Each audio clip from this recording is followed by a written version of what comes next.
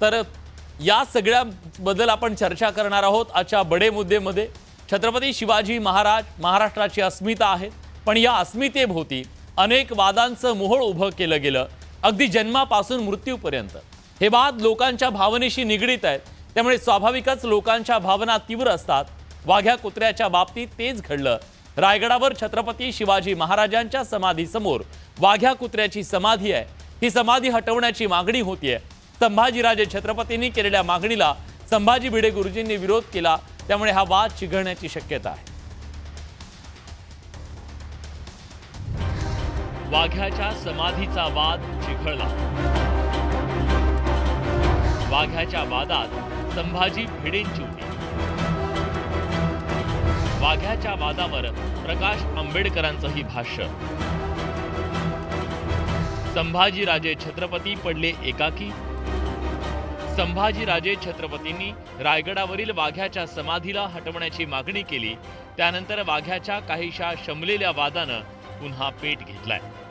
आता या वादात संभाजीराजेंच्या भूमिकेला विरोध करत संभाजी भिडे मैदानात उतरलेत।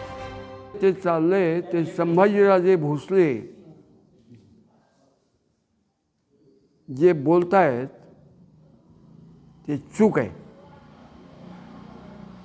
100% चूक आहे। आहे वाचले मी, परंतु ती कथा सत्य आहे की वाघ्या कुत्र्यांनी चितेत उडी घेतली, त्याचं स्मारक म्हणून ते केले। या वादात आता अहिल्यादेवी होळकरांचे वंशजही उतरले। त्यांनी संयमाची भूमिका घेत समिती नेमून वाघ्याबद्दल अभ्यास करावा असं म्हटलं।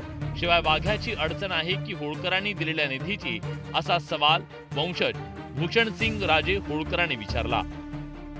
त्या स्मारकाशी संबंधित अनेक लोकांच्या भावना आहेत, त्याच्याकडे बघत असताना अनेक लोकांच्या ज्या भावना आहेत त्या दुखावल्या जाऊ नयेत म्हणून मला महाराष्ट्राचे मुख्यमंत्री देवेंद्रजी, महाराष्ट्र शासन आणि आर्किओलॉजिकल सर्वे ऑफ इंडिया यांनाही विनंती करायची, कुठली बाजू चुकीची आहे कुठली बरोबर आहे ह्याच्यात न पडता शासनाने ह्याच्यात पुढाकार घ्यावा।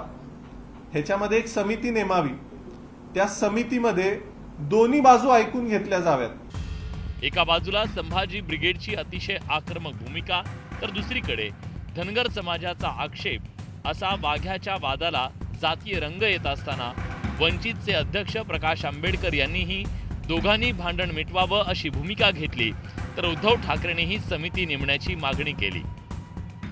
ते शाहू महाराजांचे असणारे नातेवाईक आहेत, पंतू आहेत, आणि म्हणून त्यांच्या विरोधात भूमिका घ्यायची नाही, हे मला वाटतं राजकारण थांबलं पाहिजे।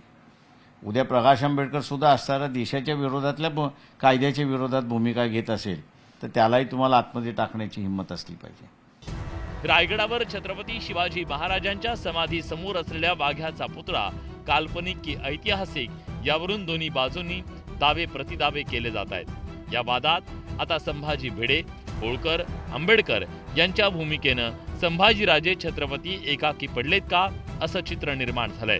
Bureau report, news 18 Lokmat.